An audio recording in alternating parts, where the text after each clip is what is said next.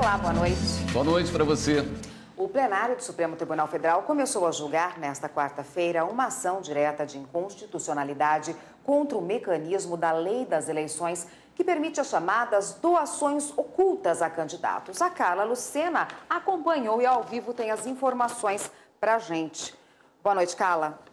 Olá, Érica, boa noite para você, boa noite a todos. E é isso mesmo, o plenário começou hoje então a julgar uma ação que questiona a constitucionalidade de políticos poderem receber doações para as campanhas sem que o doador se identifique. Esse tipo de doação está previsto na Lei das Eleições. Na sessão de hoje, a maioria dos ministros já se manifestou e até o momento decidiram ser sim inconstitucional esse tipo de doação. Vamos ver agora na reportagem como foi a sessão de hoje. A ação foi ajuizada pelo Conselho Federal da Ordem dos Advogados do Brasil. Para a OAB, permitir doações ocultas fere os princípios da transparência e da moralidade. A Procuradoria-Geral da República também considerou que esse tipo de repasse sem qualquer identificação não deve ser permitido e que o julgamento dessa ação garante segurança jurídica para as eleições. Sem as informações necessárias, dentre elas, a identificação dos particulares que contribuíram originariamente para as legendas e também para os candidatos, o processo de prestação de contas perde sua capacidade de documentar a real movimentação financeira, os recursos e dispêndios aplicados nas campanhas eleitorais. O plenário já havia suspendido a possibilidade de doações ocultas por meio de uma liminar em 2015. Nesta quarta-feira, o relator, ministro Alexandre de Moraes, considerou que esse tipo de doação cria atores invisíveis do poder que pode prejudicar os direitos constitucionais. Cada um arque com as suas responsabilidades. Cada qual tem o dever, se quer doar, de ter o seu nome ligado àquele candidato para quem ele doou. Não há nenhuma justificativa constitucional, racional ou lógica para que haja essa invisibilidade das doações. Para o ministro Luiz Fux, que atualmente preside o Tribunal Superior Eleitoral, a regra deve ser sempre a publicidade e a exceção, o sigilo. Segundo o ministro, permitir doação oculta inviabiliza o controle social do cidadão. A divulgação dos recursos oferidos pelos partidos e candidatos se revela importante instrumento de análise para os cidadãos eleitores, irradiando-se principalmente sob dois prismas. No primeiro, de viés positivo, as informações acerca das despesas de campanha, que propiciam a formulação de um juízo adequado, responsável e consciente quando do exercício do sufrágio, notadamente no momento da escolha de seu representante.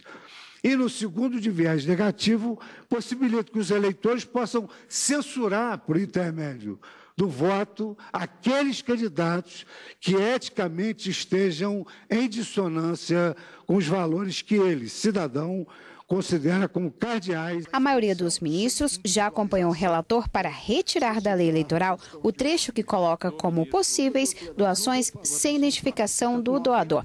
Sem a individualização dos doadores, que consta no dispositivo impugnado, em meu modo de ver, tal como assentou o ministro Alexandre de Moraes, flagrantemente atentatório a um preceito constitucional que deriva precisamente do inciso 3º do artigo 17, que traduz para os partidos políticos a prestação de contas junto à Justiça Eleitoral como preceito e, portanto, uma emanação normativa de caráter vinculante que pressupõe a identificação dos respectivos doadores. É impossível que nós nos acomodemos com um sistema que, na verdade, frauda a representação. Sem mencionar um sistema que estimula a proliferação de partidos e compromete a governabilidade.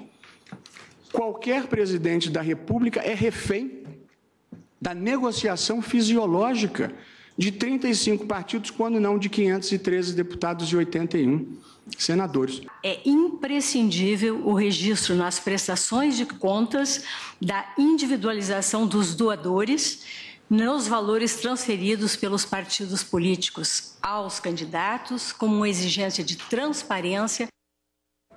Quem está aqui para falar sobre a sessão de hoje é a consultora jurídica da TV Justiça, Karina Zucoloto. Boa noite, Karina. Boa noite, William. Boa noite, Érica. Karina, o julgamento de hoje não foi finalizado, deve terminar amanhã, né?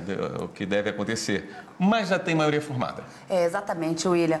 O julgamento, que era o primeiro da pauta dirigida de hoje, estava previsto para o julgamento da semana passada, foi adiado, pautado para essa quarta-feira, um julgamento único realizado hoje, mas ainda não finalizado, embora a maioria já tenha se manifestado pela confirmação da liminar, que já havia determinado a suspensão, de um dispositivo, ou melhor, uma expressão da lei eleitoral que teria sido incluída pela mini-reforma, que possibilitaria nas eleições as doações ocultas que vêm tanto sendo divulgadas. Os ministros confirmaram, mas ainda pendente o resultado do julgamento, porque faltam votar ministro Celso de Mello e ministra Carmen Lúcia, mas se caminha no sentido de confirmar a inconstitucionalidade da expressão que permite que as doações feitas a partidos políticos, no momento da prestação de contas, fique sem a identificação do doador. Então, essas doações ocultas, segundo o Conselho Federal da OAB, violavam diversos princípios previstos na Constituição. O princípio da moralidade, o princípio da publicidade, o princípio da transparência, favorecia de uma certa forma a corrupção, na medida em que não se identificava os doadores, e trouxeram também uma jurisprudência do próprio Tribunal Superior Eleitoral que proibia esse tipo de doação.